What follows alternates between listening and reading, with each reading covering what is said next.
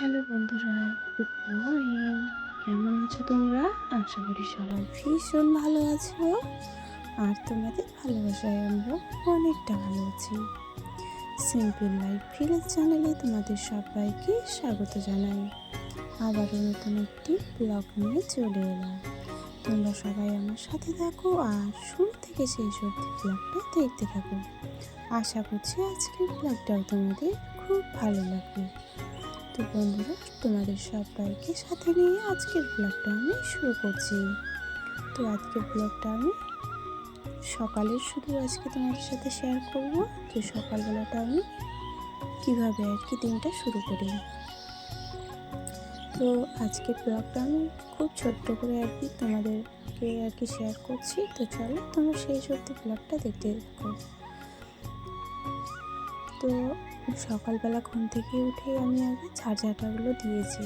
তো ঝাড় দেওয়াটা আজকে দেখাতে পারলাম না, সকালবেলা কী বলো তো, আমার না মোবাইলে চার্জ থাকতো। তো ওই জন্য সকালবেলা আমি আগে মোবাইলটা ঘুম থেকে উঠে আগে চার্জ করতে দিই। কারণ রাত্রেবেলা যদি চার্জে দাও না, তো রাত্রেবেলা তো আমার মনে থাকবে না, কারণ ঘুমিয়ে গেলে তো আমার ঘুম ভাঙবেই না, জানো, সকাল না হওয়া অবধি।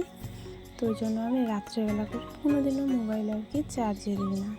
সকালবেলা ঘুম থেকে উঠে তারপরে চার্জে দিয়ে একটু ঝাড়ঝাঁটা দেব, বা যদি একটু চার্জ থাকে কোনোদিন হয়তো ইচ্ছে হলো যে আজকে ঝাড় দেওয়াটা তোমাদেরকে দেখাই, তো তখন আগে ঝাড় দেওয়াটা আগে করে নিই, তারপরে ভিডিওটা করে নিই, তারপরে মোবাইলটা চার্জে দিই। তো চলো এদিকে থালা বাসনগুলো মেজে আমি ধুয়ে নিলাম।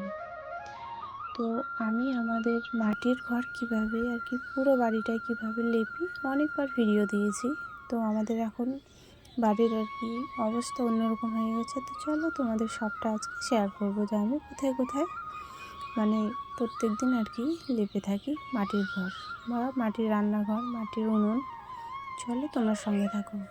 তো এখানে দেখো আমার থালা বাসনগুলো মাজার পরে আমার কিন্তু কড়াইটা মাজতে বাকি আছে। তো এই থালা বাসন মাজতে অতটা কষ্ট হয় না, কিন্তু এই কড়াইটাই অনেকটা কষ্ট দেয়।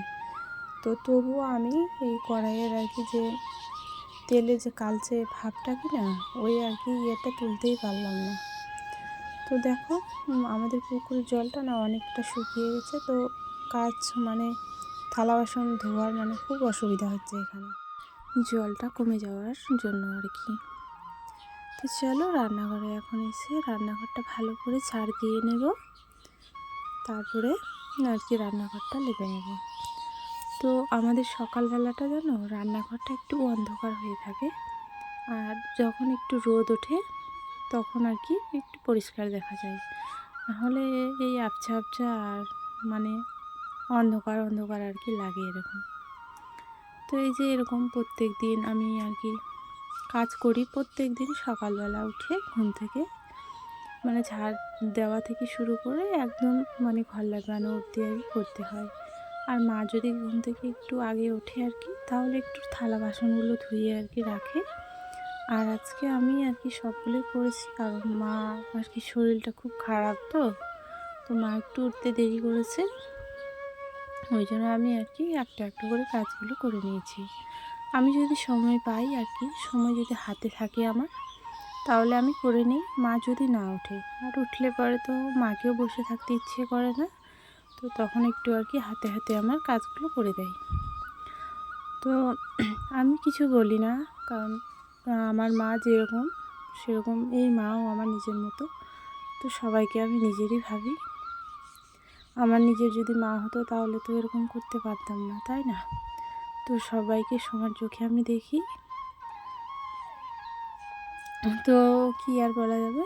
তো মার শরীর খারাপ, কিছু করার নেই। আর যেন আমার পায়ে এত ব্যথা, কি বলবো, বাম পায়ে তোমার অনেক দিন আগে যে বাঁশের কঞ্চি ফুটেছিল আমার পায়ে লেগেছিল। তো অনেকটা ঢুকে গেছিলো, জানো, পায়ের ভেতরে বাঁশের কঞ্চি ঢুকে গেছিলো। তো ওই জায়গাটার রক্তটা আমি হাত দিয়ে চিপে ধরেছিলাম, রক্তটা বের হতে দিইনি। তো ওই জন্য এখন রক্তটা ভেতরে থেকে গেছে নাকি, তার জন্য এখন পাটা আমার প্রচণ্ড ব্যথা করছে। আমি যেন রক্ত দেখে আমি খুব ভয় পাই, তো ওই জন্য আমি রক্তটা আর কি বাইরে বের হতে দেইনি। ওই কারণে আর কি আজকে আমার এই অবস্থা। আর তোমার দাদা আর কি টিটনেস আর কি ইঞ্জেকশন আর কি করাতে নিয়ে যেতে চেয়েছিল।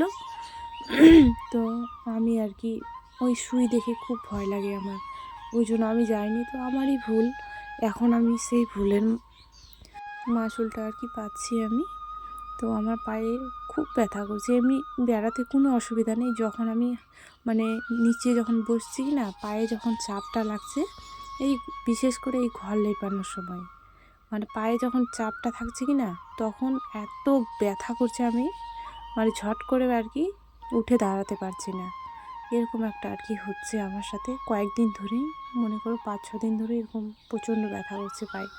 তো আমি সেটা বুঝতে পারলাম যে আমার ভুলের কারণে আজকে আমাকে এতটা কষ্ট আর কি করতে হচ্ছে বা ভুগতে হচ্ছে আমাকে।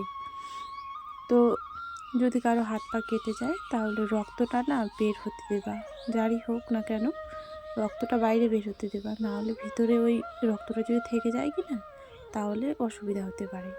তো আমার হচ্ছে, ওই জন্য আমি তোমাদেরকে বললাম, যদি কারো কোনো দিন আর কি বলা তো যায় না বিপদ কার কখন হবে, তো রক্তটা বের হতে দেবা, তাহলে মানে ভালো থাকবা।